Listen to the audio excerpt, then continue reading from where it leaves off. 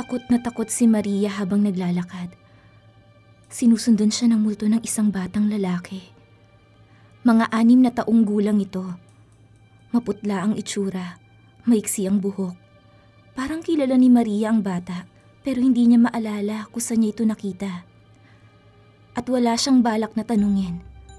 Gusto lang niyang makalayo. Binilisan niya ang paglalakad. Bumilis din ang paglapit ng bata.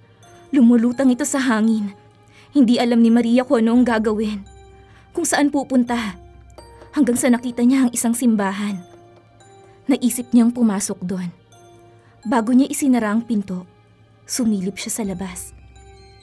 Wala na ang multo ng bata.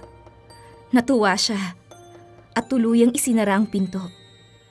Pero nagulat siya dahil kaya pala nawala ang bata sa labas ng simbahan.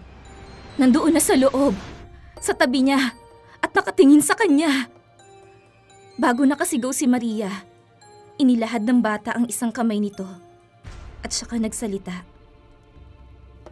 "Inay, tayo na po. Oras na." At unti-unting nakita ni Maria na nagiging kaluluwa na rin siya. Hanggang sa tuluyan na siyang nawala. Sa di kalayuan, sa malapit sa altar, nakaburol sa isang simpleng kabaong ang bangkay ni Maria.